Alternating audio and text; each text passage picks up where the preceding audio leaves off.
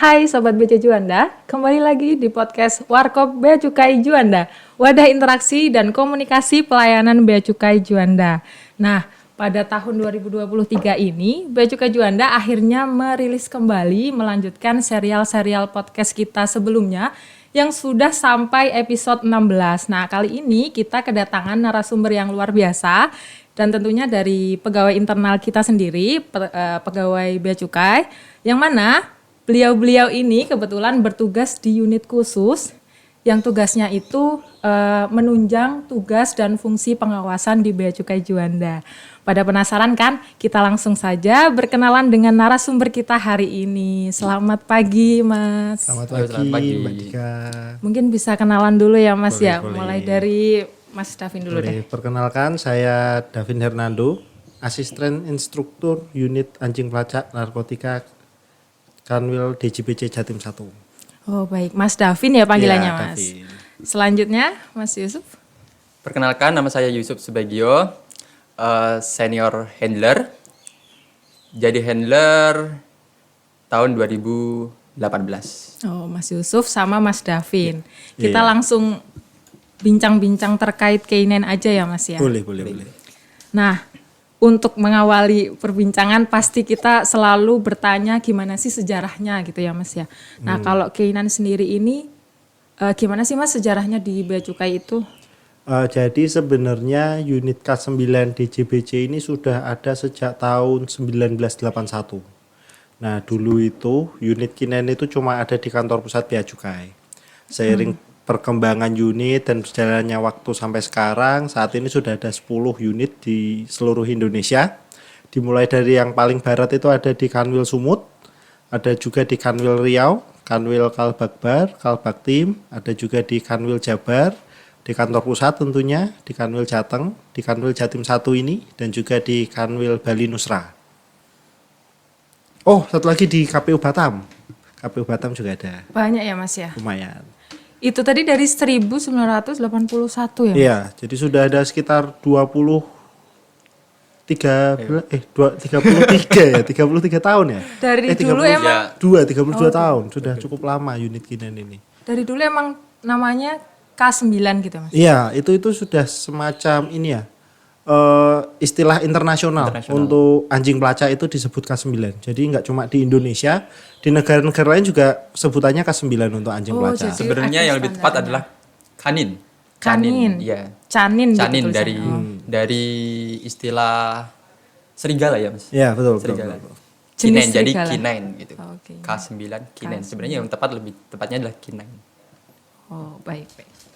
Itu tadi sejarahnya. Kemudian gimana sih untuk menjadi unit anjing pelacak di K9 itu mereka harus mendapatkan pelatihan-pelatihan seperti apa, Mas? Kalau untuk anjingnya sendiri itu kan melalui proses pengadaan barang dan jasa ya. Pengadaan barang dan jasanya sih seperti pada barang dan jasa lainnya, mengacu ke ketentuan pengadaan barang dan jasa.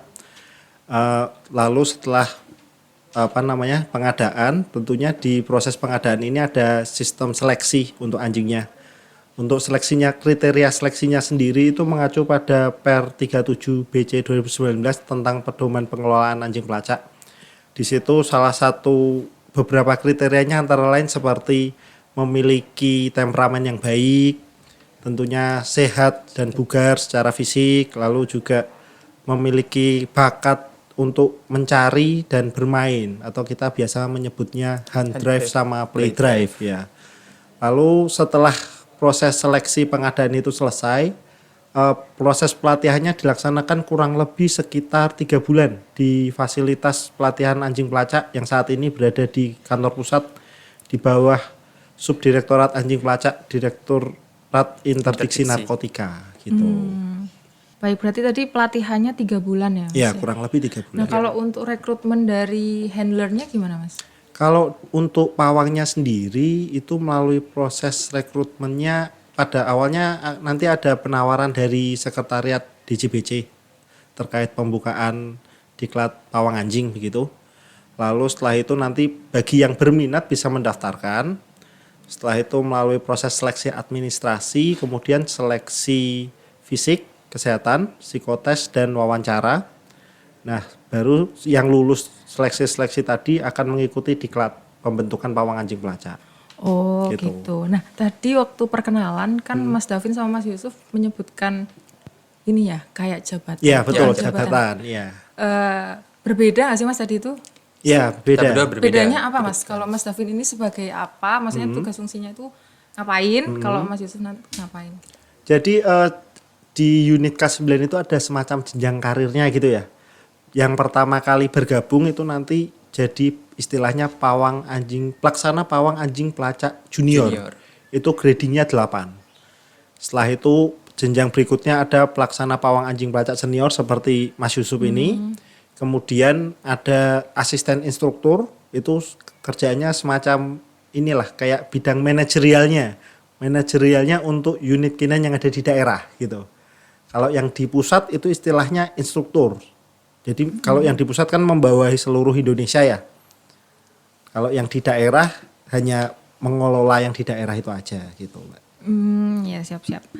Kemudian kalau untuk anjingnya nih Mas, anjing dari K9 itu dia aktif digunakan dalam pelacakan narkotika itu selama berapa tahun? Kalau normalnya ya itu biasanya sekitar 8 tahun masa kerjanya. Sampai usia mereka kan pertama kali diadakan kan usianya rentan 1 sampai 2 tahun. Itu sampai usia 8 tahunan. Jadi sekitar 6 tahunan. Kalau sudah Dilihat kesehatan sama apa ya Mas? Masih kondisi fisik Mas? Ya bisa kondisi fisik sama masih bisa bekerja Bekerja nggak? nggak? Karena kan di anjing pelacak ini kan untuk latihan itu kan selalu rutin ya, tiap hari selalu ada. Lalu evaluasinya juga selalu ada tiap tahun. Jadi di setiap kali evaluasi itu nanti dinilai anjingnya masih bisa perform atau enggak gitu. Kalau misal sudah sampai di masa akhir, berapa tadi Mas? 8 tahun, 8 ya? tahun, Nah ya. itu setelah itu anjingnya dikemanain Mas? Jadi untuk anjing-anjing yang sudah melewati 8 tahun itu kayak pegawai gitu, memasuki masa purna tugas. Jadi, Ada pensiunnya gitu? Pensiun ya betul, anjingnya juga pensiun gitu. Jadi statusnya dari operasional nanti jadi non operasional. Non operasional. Nah untuk anjing-anjing non operasional ini saat ini Direktorat Interdiksi Narkotika terutama Subdirektorat Anjing Pelacak sedang menggalakkan program alih asuh K9. Jadi untuk anjing-anjing yang sudah non operasional ini bisa diadopsi dan dirawat di rumah. Gitu. Jadi bisa kita Di misal rumah siapa Mas? di rumah yang mengadopsinya. Jadi misal Mbak Dika nih pengen ngerawat anjing-anjing K9 yang sudah purna tugas nih. Itu Mbak Dika bisa daftar ke ini. Apa namanya? paguyuban. Paguyuban Pecinta Anjing Pelacak itu. Oh ada penawarannya gitu ya Mas? Iya, jadi Ada. semacam apa ya? Istilahnya kayak yayasan gitulah. Komunitas. Yang berisikan untuk saat ini sih masih pegawai-pegawai bea cukai ya. Cuma mungkin kedepannya pasti akan berkembang. Jadi anggota-anggota paguyuban pecinta anjing pelacak ini bisa mengusulkan untuk mengadopsi anjing-anjing yang sudah non operasional. Tapi ya tentunya nanti akan diseleksi juga gitu. Oh jadi seperti itu ya. Iya. Nah kalau dengar-dengar ya Mas. Tapi entah bener entah salah ya. Anjing itu dengar-dengar yang saya tahu itu anjing kan punya perasaan ya. Pernah nggak sih waktu pelatihan atau waktu melakukan tugas itu dia ngambek atau apa ya nggak bisa berkoordinasi bekerja sama dengan baik itu biasanya cara ngehandle-nya itu gimana Mas? Dari versi Mas Davin dulu nanti saya tanya yang versinya Mas Yusuf deh. Boleh. Ya memang benar sih ya keistimewaan anjing pelacak itu dibandingkan tools-tools lainnya itu karena anjing pelacak itu hewan hidup ya. Namanya hewan hidup pasti punya perasaan, pasti punya mood gitulah. Nah itu juga memang ada itu misal anjingnya ketika tidak baik moodnya jadi kerjanya ya kurang baik, mirip-mirip sama manusia sebenarnya. Nah itu juga jadi tanggung jawab pawang juga untuk bagaimana menjaga mood anjing itu sendiri. Jadi kalau di istilah kami para pawang anjing pelacak ini menjaga intensitas mereka bisa melalui kata-kata positif. Ini beneran ini ya, kata-kata positif anjing itu gimana, beneran Mas? ya. Anjing itu beneran ini, bukan bercanda nih. Jadi kayak gimana sih kita menyemangati anjing itu? Memang anjingnya nggak ngerti bahasa manusia mungkin ya. Tapi yang kami percaya bahwa energi dari apa yang kita sampaikan itu bisa tersampaikan ke anjingnya gitu. Jadi kalau kitanya semangat, kitanya happy, itu akan nyalur ke anjingnya ikut happy juga gitu. Pernah nggak sih Mas ngambek gitu atau tiba-tiba nggak mood untuk diajak bekerja? Gitu gimana Ngambek. biasanya? Mogok kerja kali ya, Mas, ya. Diajak Iya. main-main dulu. Iya, ya itu pernah. Ya itulah Pernah tadi penggairahan, dilakukan penggairahan. Kalau memang sedang nggak bisa ya kita istirahatkan gitu. Jadi ya nggak kita paksa harus perform terus nggak ya. Kita menjaga juga, melihat kondisi anjingnya juga gitu. Kalau di Jawa Timur sendiri itu ada berapa unit Mas? Anjingnya saat ini ada 6 Enam. ekor di Jawa Timur. 6 ini jenisnya apa aja Mas? Kalau yang ada di sini kebetulan jenisnya Labrador Retriever semua ya.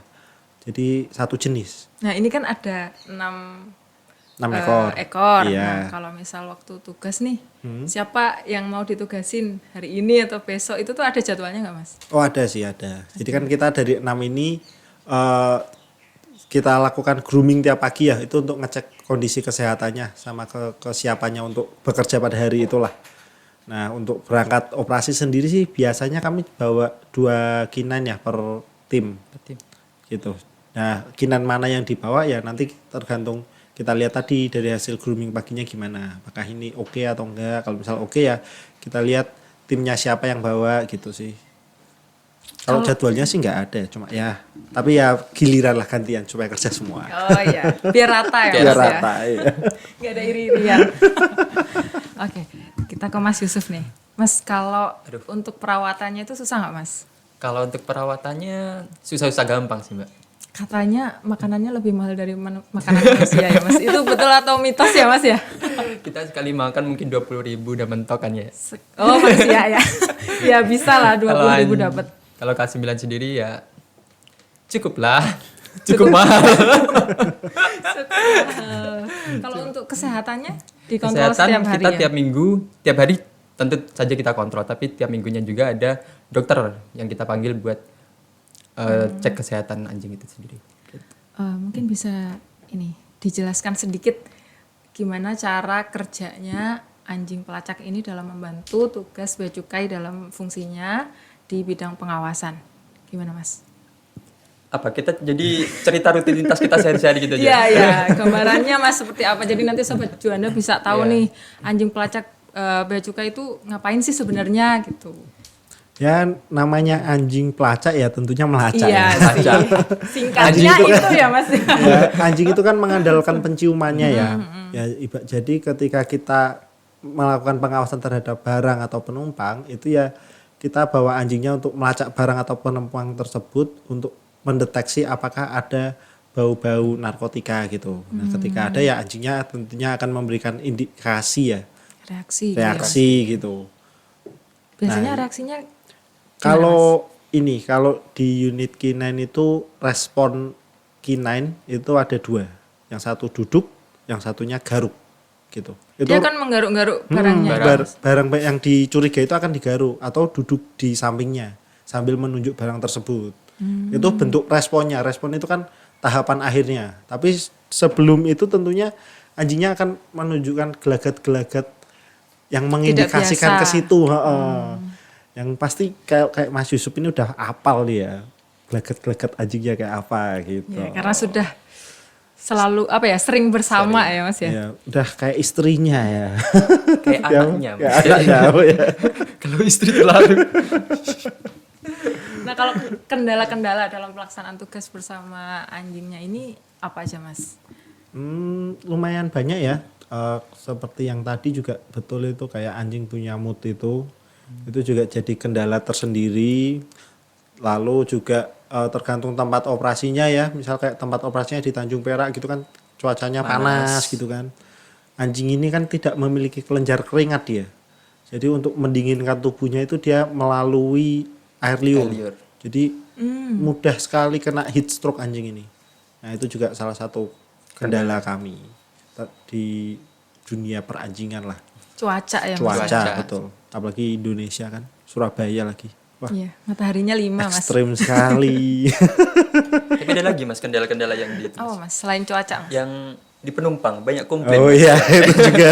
Yang komplain penumpangnya Mas. Penumpangnya. Ya, memang biasa. kan anjing kan ya Timur. najis ya memang ya. Cuma kita selalu menjaga ketika anjing itu melacak penumpang. hidung anjing itu nggak nempel ke badan penumpang. Itu juga dilatih Iya, ya, itu Mas, ya, Mas? dilatihkan. Tetap aja Heeh.